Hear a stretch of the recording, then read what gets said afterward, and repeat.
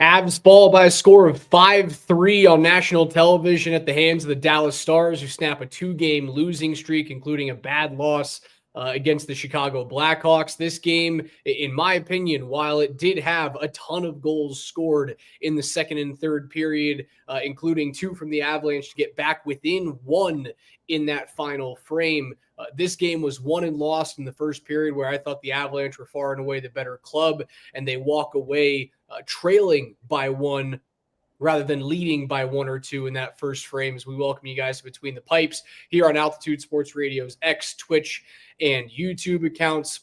We are presented by our friends at Safeway. Hopefully you guys went to them for some phenomenal buttered turkeys for Thanksgiving. It is a wonderful Thanksgiving weekend. Hopefully you guys had a great day. No hockey yesterday, 15 games on Wednesday night, 14 games tonight, but the Avs do fall at the hands of the Dallas Stars. Alex Ryan alongside Mark Springer. Join us in the chat room today, guys. This is one that I walk away a little bit frustrated, Spring, but I also have to throw my hands up and just go, well, good hockey game. Sometimes you don't win one where you were the better club. Yeah, it's a tough road loss at an on paper very good opponent. I think Dallas is underwhelmed just a touch to start the season. And I say that because during the game tonight, I was looking at the odds to win the Western Conference, and Colorado's got the third best odds. They're ahead of Winnipeg, they're ahead of Vegas, they're ahead of Vancouver. Dallas has the second best odds. So despite Winnipeg's good start to the season, and the Oilers do have the best odds to win the West right now, they're the defending Western Conference champions. They had a comeback victory in Utah tonight. They're 12-9-2. The Avs are 13-11-0. So, you don't have to be 18-6-0 like Winnipeg is. Edmonton, Colorado, and Dallas, from an odds-making perspective, are the three most talented teams in the West. This is a road game for Colorado, Friday night, holiday season in Dallas. It's tough. It was a good crowd there tonight, packed house. The Avs could have easily won this game. They make a charge. They make a push in the third period. They're down 4-1. They score two straight. They cut it to 4-3. There were a couple games, and they were both in Dallas, I believe, not too long ago. Two games where the Avs were down 3 goals and came back and won. Were we going to get number 3 here tonight? Not to be. It was just a little too late. I see in the chat bummed about Josh Manson. Josh Manson had to leave this game with an upper body injury. I think, unfortunately, tonight, the difference, well, there was a couple differences, but to me, the main one is 3 straight power plays, 1 late first period, 2 in the second period, where Colorado couldn't even get into the offensive zone. Credit to Dallas, that they're a good PK team. They're a good defensive team. Esa Lindell himself had a couple plays to keep McKinnon out of the offensive zone on their attempted entries. That, to me, is probably the biggest difference. 3 straight power plays of not much going. Now, the one power play that they had in the third period, Mikko Rantanen gets a couple of great looks. He can't finish on either. They finally had a good power play. They score on their first of the game, but to me, it's those 3 dead ones in the middle that I'll say are the difference in this game.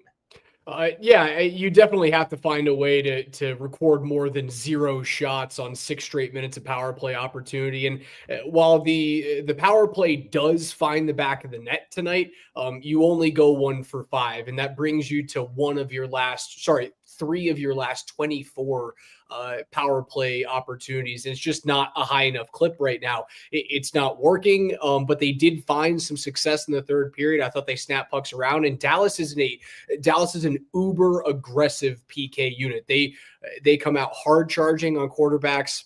They come out hard charging on the flank opportunities when you get the puck outside to Rantanen or to the far side to McKinnon. They do not wait. They don't give you time. And that's where the puck has to work for you. You have to snap pucks quickly. You can't wait for that player to come to you and then try and force a pass through sticks or skates. And I think that's where you got gummed up in that second period. Third period, they started moving pucks really quickly, and you found those opportunities. And unfortunately, you run into a goaltender in Jake Ottinger who makes the save he needs to make. Was he awesome in the third period? No. but he made the stop he needed to. He now, over the course of 200 career starts, has 125 wins. The only other goaltenders in NHL history with as many wins in 200 starts are Igor Shesterkin, Mike Vernon, Andy Moog, Mike LaRocque, Bill Durnan. He's got 125 of those, and the highest number of that was 134. So, like, statistically, for young netminders, he's one of the greatest to ever do it, just based off of wins. He makes the stop when he needs to. And I think that's what you ran into in the third period. He stones Rantanen on the far side. You're not able to bury one. You pull the goaltender with 2 minutes and change to go. And unfortunately, the only guy who looked superhuman for the entirety of the game tonight was Cale Makar. I thought Nathan MacKinnon did so in the first period, and I'll go back to the first, because where you think the game was lost in the middle frame with the failed power plays, I think the game was lost in the first period. Cale Makar was a freak the entire evening until the Avs get a 6-on-5 opportunity late in the game and a puck chips over his stick. And it's just those weird, unlucky bounces that seem to have gone the other way against the Avs early on this season. Yeah. For first on Ottinger, overall he was very good, but he was shaky in moments. The Lehkonen goal was that's the type of goal I've seen Georgiev allow a lot this year. Ottinger is upright, not protecting the 5-hole. Lehkonen's able to sneak one in here. And after 2 periods, I'm thinking, who needs to step up for the Avs? Who hasn't done much of late? And Artturi Lehkonen was the player who I was thinking of. Coming into tonight, Lehkonen only had 1 assist in his last 7 games. No goals, 1 assist in his last 7 games. Now he gets off the schneid there in the third period with the goal to make it 4-2. And, it's a great outlet pass from Sam Girard, who goes airborne, and MacKinnon corrals it. And a good job by Valeri Nichushkin, who I thought Nichushkin had another good game. Yep. By and large tonight. Nichushkin occupies that center lane with his big body. That, I think, helps get that puck through to Lehkonen. And, I'd like to see, if I'm a Stars guy, I'd like to see Ottinger make that save. But whatever, Lehkonen takes advantage of an overall good play, and he puts one through an available 5-hole of Ottinger. I do think that's not the best play from Ottinger, but a good play overall from the Avs. I'd like to see Ottinger save that, though. So you get a little lucky, I think, a little lucky. But Leckie gets off the schneid. Then the Cale Makar play to set up Mikko Rantanen is tremendous. I mean, and he was great all night. He had a play early in this game where he tried to weave in and go backhand early in the first. Yeah, Pat, and it was a good move. He just kind of let it slide off of his blade. But yeah, Cale was dangerous all night. Nichushkin, the first power play goal. Mikko Rantanen makes a good play, shoots one on Ottinger. The rebound is airborne, and Mikko hits it airborne through the legs of Ottinger. But Nichushkin is so good getting net front and staying calm net front. He scores that equalizer. I think that had the Avs out shooting Dallas 12-4 at that point. So you allow the first power play goal, but you tie that thing back up with the Nichushkin goal, and then it's just a little dead until the third period when they start making plays. And unfortunately, it was a little too late. Maybe you could say another difference in this game is the fourth goal that Dallas scores on the power play, their second of the game, that comes off of the Mason Marchment high stick. Yeah, the phantom high stick. Devon Taves, the phantom high stick on Marchment. That leads to the Rupe Hintz power play goal. You see it. It doesn't look like Taves really high sticked him. It's a good sell job by Marchment. The stick is in the area. Hey, I suppose that's the playbook, is if the stick is close to the face, just shoot back. Yeah, just shoot back and you're going to get that call. It seems as though every play in the National Hockey League is reviewable, but the ones that should be. And I feel as though high sticks should be reviewable by the booth. Anytime that you call it and it looks like it's questionable whether or not the guy got actually hit, whether it was his own stick or he forced the opposition stick into his own face, you have to be able to go out and look at that. I think it's something that that the rules committee needs to look at this offseason. I've said it for years. I think it's ridiculous that you have flopping in this game, right? Like this is a sport that prides itself on not having any sort of flopping like soccer may have. The problem that the NBA has with trying to scream for fouls. The NHL has always prided itself on its players just playing through it. And if you don't put some sort of safety measure into play, this will continue to get worse. Do I think that it changed the game drastically? Yeah, it was a big issue. But it did feel as though Dallas, every time they were going on the power play, had some grade A opportunities that were going to go in. They felt more dangerous than Colorado. On the opposite side of that, they also felt a little bit luckier. When you look at the Mason Marchment goal that makes it 2-1 after Nichushkin's power play goal in the first period, it's a 2-on-1. It's a little bit of a breakdown, but Georgiev is there to make the initial stop. And then the puck gets behind him, and you have 4 Avalanche players around the crease, honestly, doing their jobs, right? You were able to push out those players as far outside of the post as you could. It wasn't a Dallas player that puts that puck in the net. It ends up being Sam Girard, who is right there. It just chips off of his stick and goes the opposite direction across the goal line rather than back out for a clear.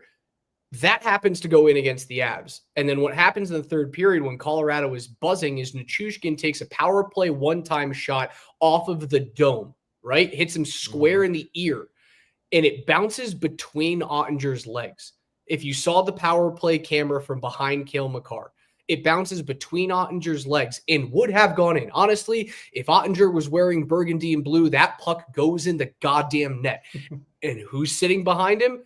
I want to say it was Esa Lindell, who was Johnny on the spot to stop that puck from tying the game.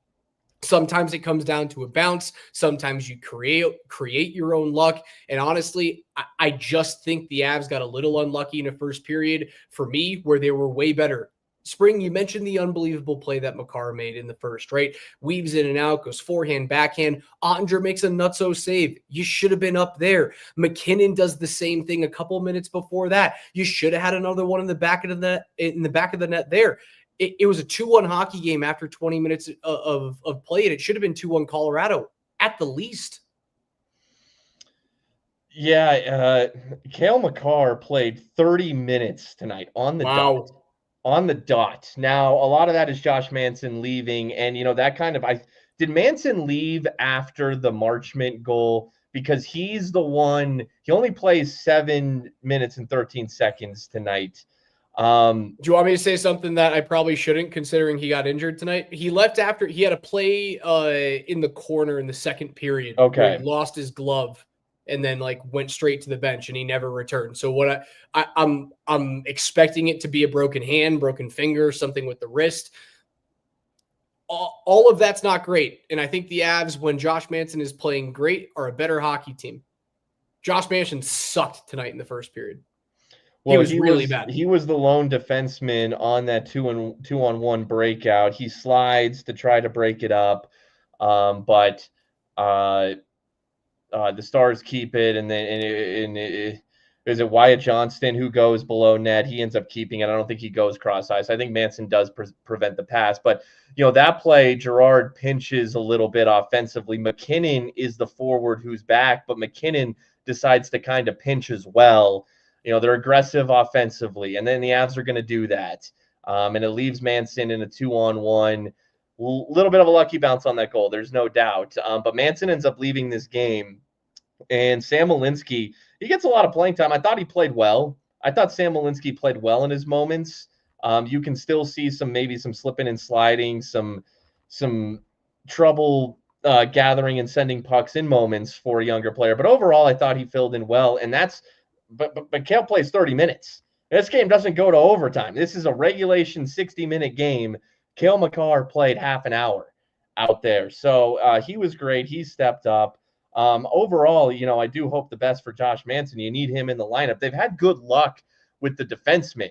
I know that Devon Taves is dealing with some nagging injuries, but he's playing. They've been able to keep the defensemen in the lineup despite all the forwards who have been in and out. So possibly the first blow to the defensive core for the Avs here with Josh Manson leaving. And like you said, Raj, I guess that could be a broken hand, which would keep him out a few weeks. This team just continues to get blow after blow after blow.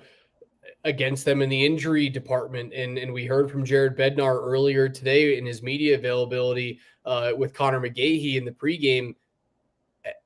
Woody's going to be out for a long period of time with an upper body injury. That's not, and when Bednar says long period of time, you better believe it's a long period of time, right? Because when we hear things from Bednar, when it's like day to day, week to week, you typically think it's that next step up, right? Day to day means week to week means, well, maybe month to month. And then no timeline means what the hell Gabe Landeskog's going through right now. So when he says Woody's out for a long time, I wouldn't expect Miles Wood back until the calendar flips to 2025.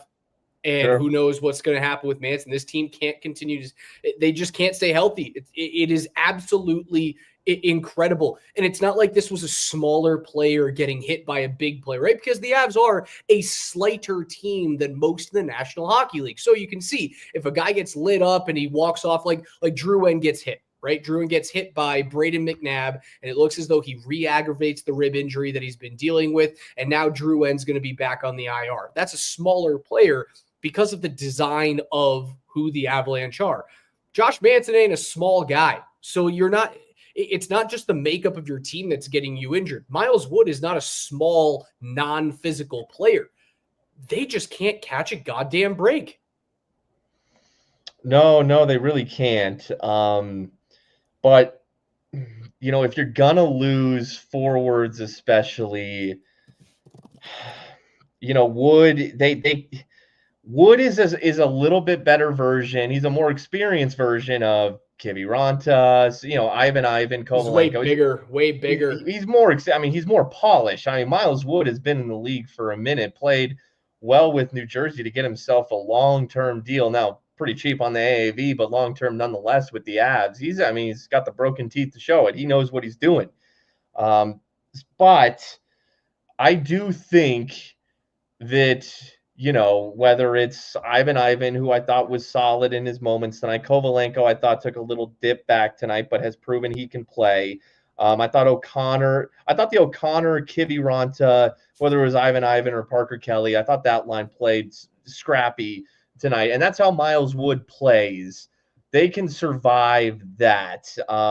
Having Nichushkin back, having Lehkonen back, those players a tier above are the key. Now, it's going to hurt on a road trip, which they're about to go on. They're about to go on this 5-game road trip, and that's where man bodies miss. It can really hurt on the road. Yep. You can hide it a little more at home. So, yeah, a little concerning with a road trip coming up here. But as long as the horses can stay healthy, look, they made this a 1-goal game late. And, down 4-1 at the end of 2, I'm thinking, okay, man, you've allowed 4, but you've only scored 1. It's tough for me to justify where, this is on Georgiev or this is anything. You end up scoring 3, so you can look back on this one and say, man, this easily could have been a 3-3 game in the third. This was one that they could have taken. But scoring 3 on Ottinger and being in this thing late, it's late November. The Stars are a good team. If this same game is played at Ball Arena, I think it's a different result. I think that this also could just be you're on the road, and they were a desperate team, having struggled of late, coming off the blowout to Chicago. They really wanted this one on their home ice tonight. I think they sneak away with one a little bit. So, there's to me, this is one you don't come away from thinking, oh, no, there's trouble with the Avs. Getting back into this one, getting those 3 goals, making it a 1-goal game late, I can live with that. I can live with that going into the Edmonton game tomorrow night, a game where Edmonton played tonight as well. Yeah, go ahead. I don't think they were the worst team. I thought they were the better team. And most of the time, Spring, when we've said that on this show, the Avs lost today, but they were the better club on the ice. What's the main difference most of the time this year? Goaltending, number one. It's been goaltending. And tonight, guys, despite the numbers looking really bad and Georgiev giving up 4 again, I get it. I totally get it. And I have to fight the demons in my head going, well, it's another 4-goal game where you have to score 5 to win. That eventually gets tiresome. I look at the goals against, while it's an .872 save percentage, I go, I don't think Georgie lost you this game. I just thought you had a couple of bad bounces. I really do. If this game's 2-1 Colorado after the first instead of 2-1 Dallas, I think you walk away with a win, honestly, easily. It was a game of one of those tight.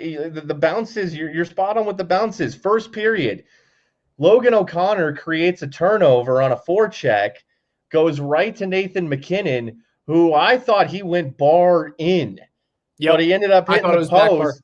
I thought back bar too. I thought he smoked that thing back bar down and out, but it hit the post and stayed out. And then Ottinger ends up like in that same sequence, a puck just magically bounces into his glove and he Well, freezes it. it was right after them. So McKinnon got his shot back Yeah. off the post, right? I thought it went back bar. He rips iron. McKinnon gets this puck back on a bouncer, throws it back toward the net, and Ottinger just is in the right spot. And that's the thing with Jake Ottinger, man. He doesn't put himself in terrible positions. As a result, he rarely makes, like, you rarely see him make a ton of highlight reel saves, but he never gives up one. And it's funny, tonight he gave up one, right? In the 5-hole. He rarely gives up the goal where you're like, what the hell was that, man? Yeah, there was another look early stages of the game where Mikko, I think it was on their first power play, and Mikko Rantanen, we've seen him do this a couple times this year where they sag off of him a little bit because they know he's looking for cross ice to Nate or up to the point for Kale, and they kind of let Mikko. They give him space because they're terrified of the Avs passing on the power play when they get in the zone and they get it set up. They struggle with that a little after that in this game, but on this first power play, Mikko gets a look where they give him space and he says, okay, I'm actually one-on-one with Ottinger here.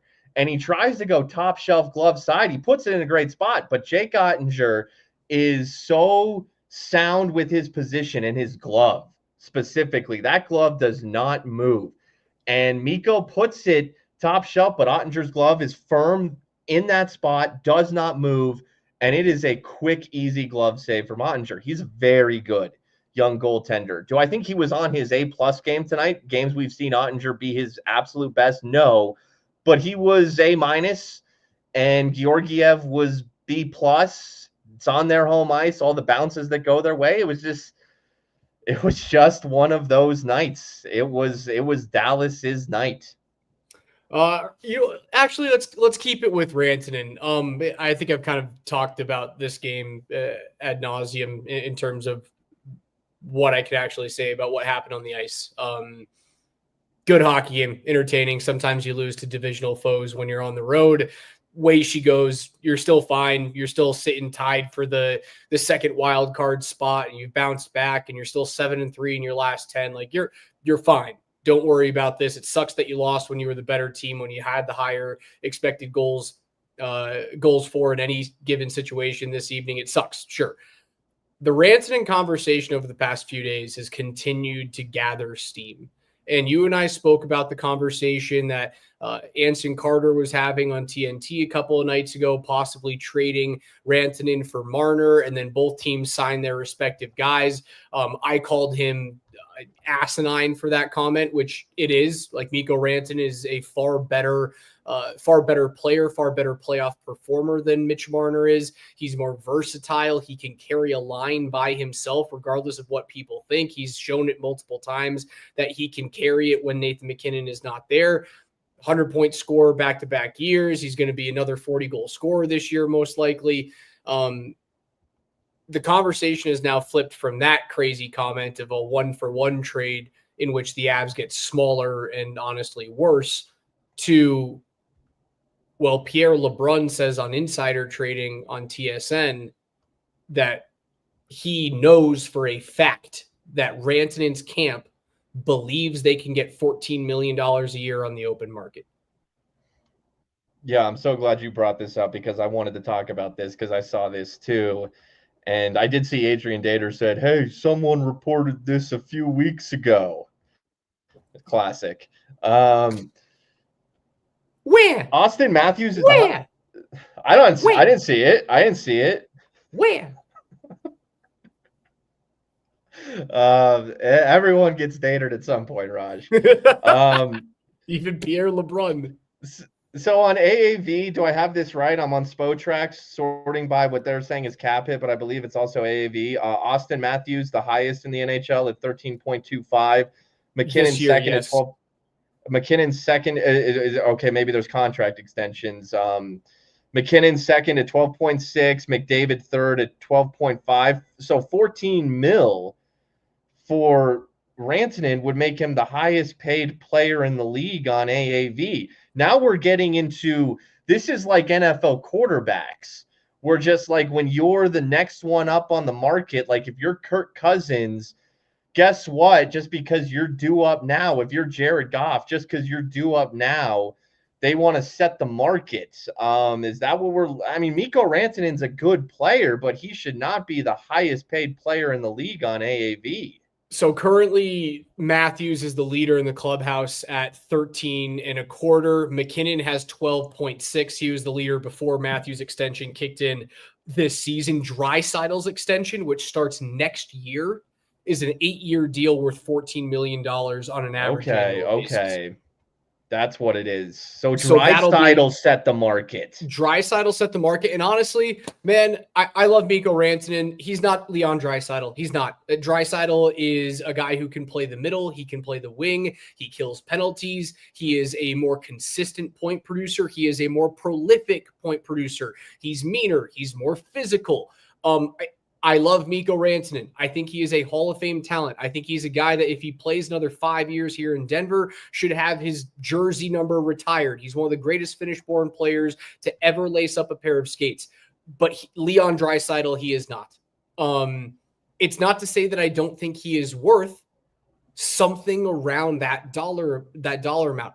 Do I think that someone would give him $14 million a year on the open market? Yeah, I do. I think that a young team would want to go get him, a Chicago, in Anaheim, something like that. A team with cap space would want to pay him that money. However, what the one caveat is that the Avalanche have working for them is you can't sign an unrestricted free agent that is not your own to an 8-year deal. You can only sign him to a 7-year deal. So at that money, $14 million by 7 years comes out to $98 million. My number for Mikko all year has been anything lower than what Nathan McKinnon gets paid. And so the next step down is what? $12.5 million. And $12.5 million over the course of, because the Avalanche own his rights, 8 years comes out to $100 million. So you're going to go test the open waters. And this, again, this is all based off of the LeBron speculation. He's going to go test the open waters so someone can give him $14 million over 7 years, likely a shitbag hockey team, and you're going to go melt the rest of your career away in Southern California. You saying the Anaheim Ducks? For an extra $2 I mean, they're a team that would profile as it. They're a team that has the cap space for an extra $2 million over the course of the deal, not annually, the course of the deal. What are we talking about here? No, that's a great breakdown right there. Yeah, another team, some team would pay him $14 million. I don't think he's worth that. Like Leon Draisaitl, he won a Hart in 2020. I'll be honest, I don't think Draisaitl's worth that. He's a great player. I love Leon Draisaitl. Well, we're getting into dangerous territory here where if the cap doesn't increase, a little bit more than it has been, if the star players, that upper tier, and we're not talking McDavid or McKinnon, guys after that who are good players, but if they start making $14 million, that's going to really make it difficult on some teams to fill out entire rosters around those players that are truly deep. And can be competitive from a depth standpoint. Now, so the other question is, because I think if Mikko waited, if he wanted to do that, he could get his 14 mil from another team. But okay, so the NHL has it's kind of like the NBA does, where if you're like an all-star and you've hit these benchmarks, all NBA, whatever, and you're on the team, that you're currently on, they have the advantage. They can offer you that extra year of that super max deal. I'm glad to see the NHL has something like that too. Do the Avs even have 12.5? Because Mikko's making what, 9 something? Mikko's making 9 and a quarter. So it's either 9 on the nose or 9 and a quarter. Even an extra 3 mil for Mikko. I mean, $3 million is valuable for the Avs.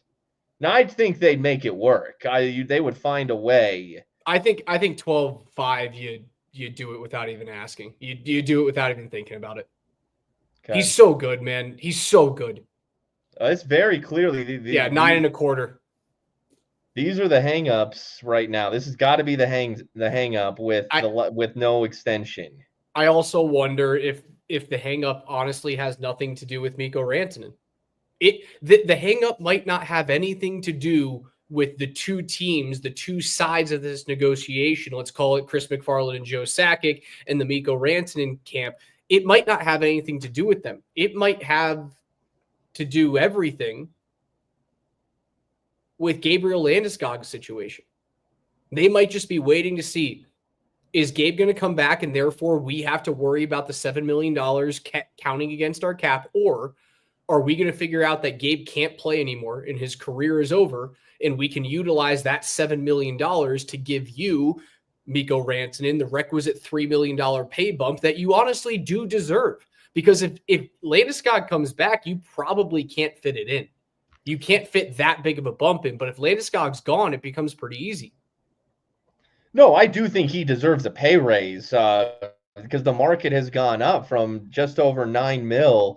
You know, I mean, there's some comparable players that Mikko is probably better than who are, you know, making over 10 mil, even over 11 mil. So yes, I have all those Mikko players. You want to hear those players from $10 million on up? All right. Yeah. So Rantanen is currently making $9.25 million per year. That deal ends this season. Forwards who are making more than him: Braden Point is making 9.5. Mark Stone is making 9.5 at 32 years of age. Alexander Ovechkin, $9.5 million. Nikita Kucherov, $9.5 million. Matthew Tkachuk at 9.5 as well.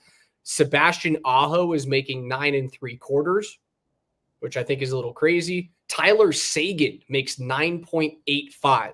And this is when we get into the $10 million per year. Jack Eichel is in the final year of an 8-year extension next season at $10 million.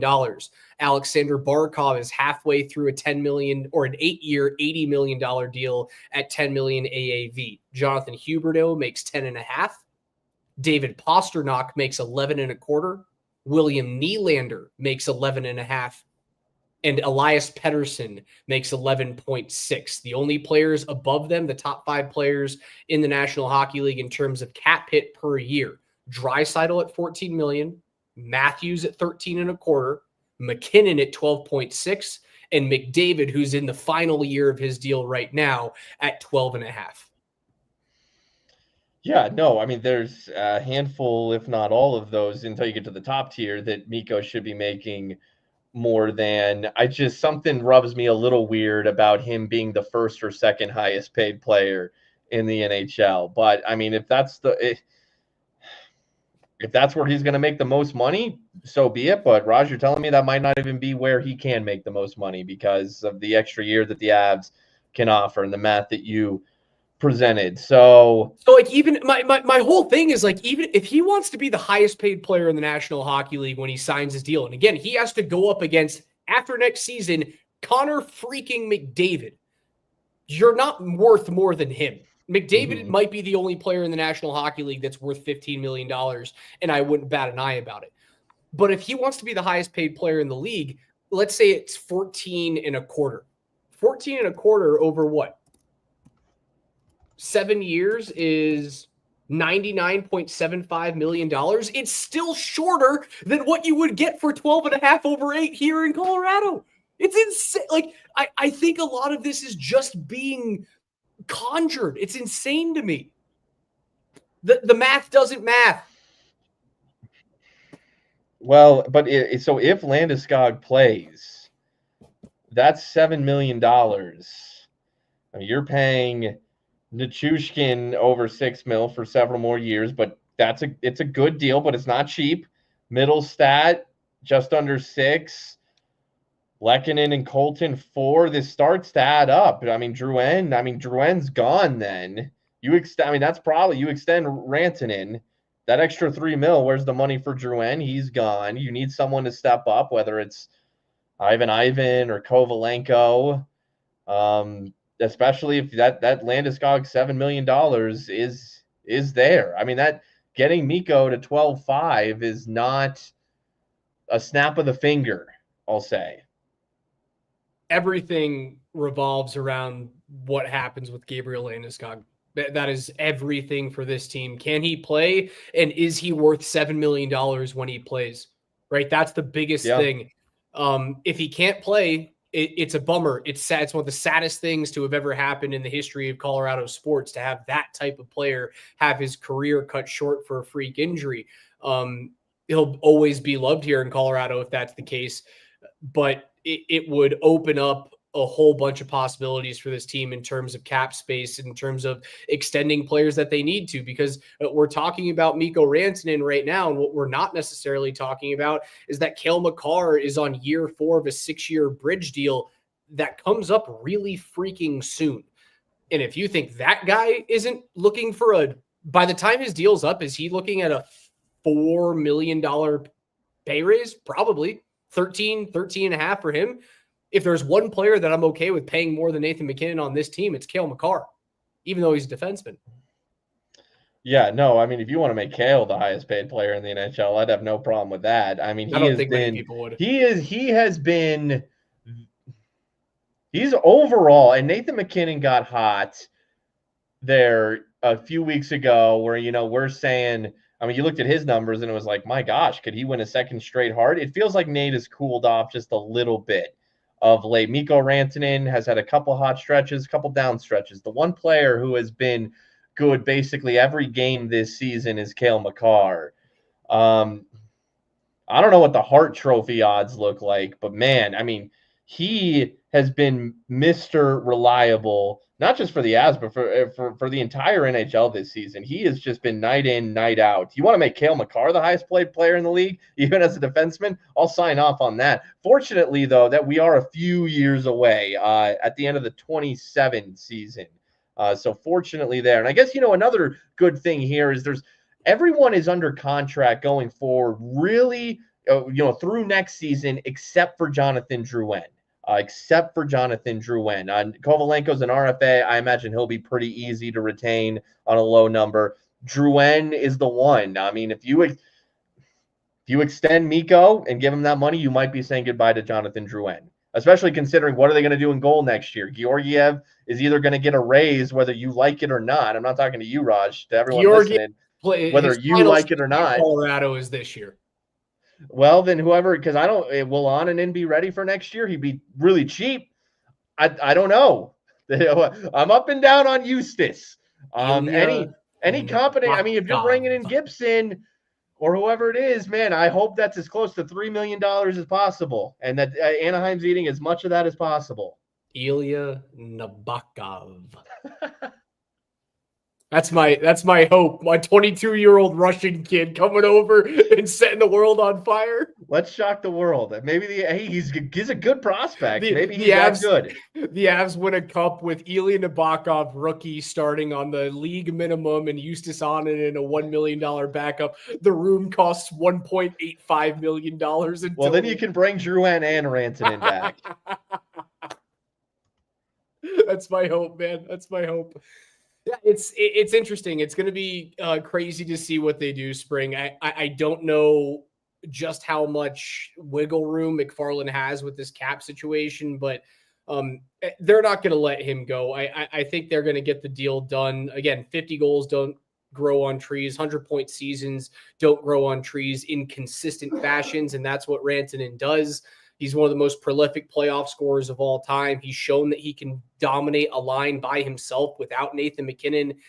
They're going to get it done. Again, I still think a lot of this is just much ado about nothing, because, again, the math does not math on the opposite side to be like, oh, yeah, he thinks he can get 14 million. But if you just do the easy step forward and go, wait, he can make just as much, if not more, if he stays here and takes less on an AAV. If it is true, though, if it is true that Mikko is like, I'm making my bag, I'm doing it, I would have a little bit of, I'd have a bit of an issue. Because if that's the case, I would have a hard time if I'm in that front office, if I'm in that locker room, I'd have a hard time not looking at Mikko and going, dude, you're amazing. Don't get us wrong. You're a Hall of Fame talent, but you're the only fucking guy in the room who hasn't taken the discount. Think about all the studs that they have on the team. He's the only guy in the room that hasn't taken the discount yet. Landeskog, while it was tough to get him there, right? Remember those negotiations? Really tough. You and I talked with the late great Peter McNabb a lot about it. It's a story that you recount really, really fondly. They're always going to get tight for Landeskog. It was tight, but he took the team friendly deal. McKinnon took his bridge deal, team friendly. Cale Makar, he's currently on his team friendly bridge deal right now at $9 million. Rantanen's the only player that has not taken the proverbial haircut. And I'm not saying that he really even has to. $12.5 million over 8 years. It's a great pay bump. And it would help out your team in terms of trying to maximize your cup window, right? You have to be able to play that game. And that's if he, and again, this is all speculative because of what's happening with Anson Carter and Pierre LeBrun. If Mikko is actually going to the table and go, no, pay me my bag, that's the first thing that I go. I would bring Cale in, I'd bring Nate in, I'd bring Landy in and go, they did it too. What makes you different? Well, and back to that extra year that the Avs can offer, which brings the total value just above the 7-year offer from another team. And for anyone who might say, okay, you can take the 7-year deal though, and then you can just sign another contract when, in that 8th year that he wouldn't be under contract if he signed somewhere else, but that he would be under contract in Denver. He's going to be 35, 36 years old. He's not making at that 12 point. and a half. I'm not sure. I mean, you're looking at that Corey Perry money at that point where you're signing like $1-2 million deals. It really is all the same. That extra year, that the league is allowing the team that's trying to retain him to have balances things out. So if you're Mikko, don't worry about the 14 mil AAV. That's just a shiny number. You'll actually make the same money really if you stay on an 8-year deal at 12.5 with Colorado. So yeah, I think he'll stay. That math that you laid out, Raj, is to me, that's why he'll stay.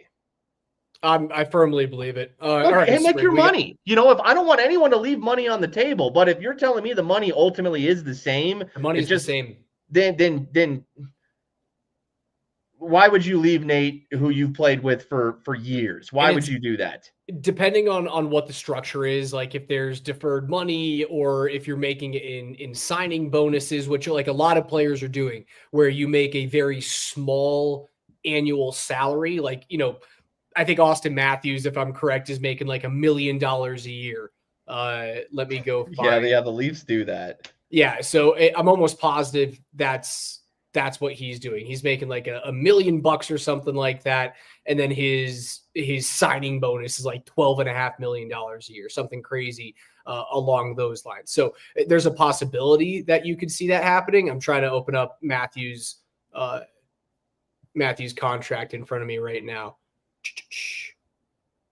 His signing bonuses are $10 million a year plus change, and his base annual salary next season in 2025-26 is $775,000.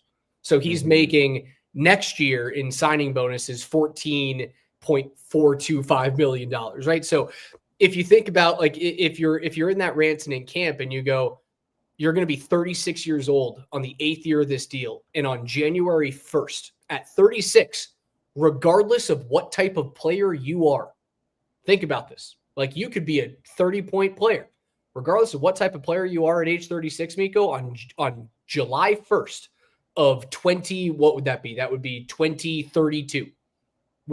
Someone's going to pay you like $12 million of a signing bonus. Yes. Sign the contract. That check when you're 36 years old will be much larger than the one you get when you leave the Anaheim Ducks without a Stanley Cup, and then you go sign. Hey, now he's super cheap. Now he can go sign with Connor Bedard's in year 8 or year 9. He goes signs with the Blackhawks, trying to help Bedard win his cup with Chicago, but he's only going to make like $1 million doing it. That $12 million check from Colorado in in freaking 2032 is going to hit a lot nicer than that $1 million cup to help ride the tails of Connor Bedard. Can you imagine? It's funny. I think Rantanen would look really. I don't ever want to see it happen, but I think he would look really, really good in like a Blackhawks red uniform. I think he'd look awesome. Do you want to win cups? Let's say the Ducks are a team we're just using them, but you could throw a number of teams out there of that ilk. But Leo Carlson's comes into his own. Now you add this veteran and Mikko Rantanen, who's right in his prime. It can help accelerate the process a little bit, but you've only got this few-year window until Mikko does start to age a little bit, where you have to win with a younger whoever it is on any team. And with the teams that are in their prime right now and for the next couple years to come, I'm not sure it could quite align. Mikko, could he make the playoffs with these types of teams? Sure. But to get to true Stanley Cup contender, that is no guarantee. You are on one right now with guys who are in their prime. So if winning is a big part of this conversation, then Colorado is going to make the most sense, because the teams that can pay Mikko this $14 million are going to be teams with some up-and-coming talent, but that there is absolutely no guarantee that they turn into McKinnon and Makar, the level of players that it takes to win cups, which you're playing with right now. They're going to find a way to get this thing done. I'm convinced about it. All right, Spring, late here on a Friday evening. It's amazing that's just a Friday. It feels like it's Sunday night because of the long weekend. It feels like it's Saturday night. I keep thinking it's Saturday. We had a bunch of games in the NHL, 15 on Wednesday, 14 this evening. Avs fall 5-3 with an empty netter to the Stars on the road. The Oilers get a 4-3 overtime victory over the Utah Hockey Club. They climb out of a 2-goal hole. They get a Ryan Nugent-Hopkins overtime winner on the road against the Hockey Club. It was a nice little play from the former number 1 overall pick. Dispossesses the Utah player in the offensive zone, then goes short side to win the game for the Oilers. The Golden Knights get a 4-3 win at home in regulation against the Winnipeg Jets, and the goal of the game was Brett Howden's 10th of the season. That came with like 4 minutes and 5 seconds to go. It was unbelievable. I don't know how he got it in. Great backhand pass from William Karlsson across 3 separate lanes of Winnipeg players. It was a beautiful dish from Karlsson. Puck should never have gotten there, but Hayden just gets lost, man. And thankfully, something you don't want to say all that often about Vegas is like the Vegas Golden Knights win and they help you out. Yeah, Winnipeg's now lost 3 out of their last 4. They've lost 2 in a row. Winnipeg were slight road favorites in this game, which I thought was odd because I think Vegas just continues to get overlooked. They're now 9 games over. They're 15-6 and whatever. Vegas is just solid. And the Avs beat them the other night, So it's just when these high-level teams go against each other, Colorado gets Vegas, then Dallas gets Colorado, then Vegas gets Winnipeg. It's going to be all over the place like that. The Sharks get an 8-5 victory over the Seattle Kraken, despite only putting 27 shots on goal. Macklin Celebrini scores his 8th of the season. It's an absolute beauty. They stave off 2 goals from Shane Wright in Seattle there. The Kings get a 2-1 victory over the Anaheim Ducks this evening. A goal from Alex Turcotte, and Alex Laferriere gets his 10th of the season just a minute into that third period to be the difference maker there. The Ducks, man, Ducks are getting really good goaltending from both of their guys. John Gibson, again tonight, was the dude who is in net. He only sees 18 shots, but only gives up 2 goals there. John Gibson, man, I know people have been kind of on me about it, whether it's been in the chat or in my DMs on Twitter. John Gibson in 6 games this year looks like the John Gibson of old. No, he really does. And yeah, if you can get Anaheim to eat some money, and when I'm thinking about it, even during this show tonight, with the future of Mikko and his contract, and I bring up the goaltending room. I don't know what they're doing in goal next year. I don't. Gibson wouldn't even necessarily be just an answer for this year. He's an answer for next year because he is under contract for a few more years. If you could get Anaheim to eat as much money as possible on that deal, maybe he's your answer, because I don't know who it is next year. I don't know. I don't think it's Georgiev. I think that there's just too much. Even unless Georgiev goes on some run, which would actually hurt this situation in another way, he would price himself up so high that another team would sign him, which would be the weirdest thing ever. I don't know what they're doing next year. I can't see Georgiev being the guy one way or another next year. Gibson's not only an answer for this year, it would be an answer for next year as well. Braden Point, an overtime winner on the power play for the Tampa Bay Lightning. Beautiful little toe drag to get around UC Saros. It was a weird play coming out of the corner for Nikita Kucherov, but they get the win 3-2 in overtime. Braden Point's got 16 goals this season. The Blue Jackets put 5 on the Calgary Flames. 5-2 is the final. The Panthers double up the Hurricanes 6-3 tonight, and the Capitals get an overtime winner over the Islanders at home. Jacob Chikrin scores his 7th of the season to end this one. Washington was playing in those beautiful throwback uniforms, the black ones. Chikrin came up from behind his own net. New York just gave him like 200 feet of ice. And he was like, okay, I'll skate up the middle and rip a snapshot. Like Jacob Chikrin has a bomb. It was nuts to watch them defend that in overtime. Yeah, no, he's a sneaky good addition for Washington. Washington's they're my favorite Eastern Conference team. Like they're the team I'm rooting for. Like it was just plain rooting, because when Ovi gets back, he broke the foot, the leg, whatever it was, which is unfortunate. It did help the Avs. I think that Ovi missing that Avs game, that was the first game he missed, helped the Avs get a little bit easier road to 2 points in DC.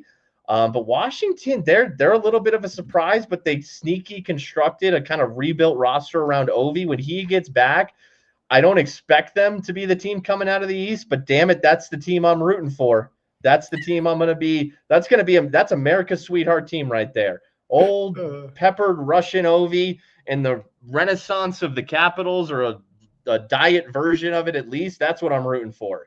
The Devils get a 5-4 victory on the road over the Detroit Red Wings. Blackhawks fall 3-2 on the road to the Minnesota Wild, despite 2 goals from Ryan Donato, his 9th and 10th of the season. The Flyers beat the Rangers, and the Rangers are in a bad way right now, man.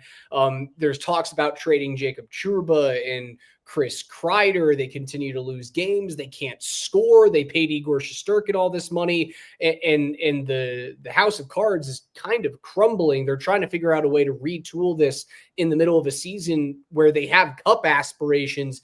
They fall to the Fighting John Tortorella's 3-1 in the final game that we'll get to tonight. The Canucks beat the Sabres in overtime. We mentioned Cale Makar making some unbelievable individual efforts for assists this evening. The play that Quinn Hughes made in overtime against the Buffalo Sabres on the road today to set up Connor Garland was sensational.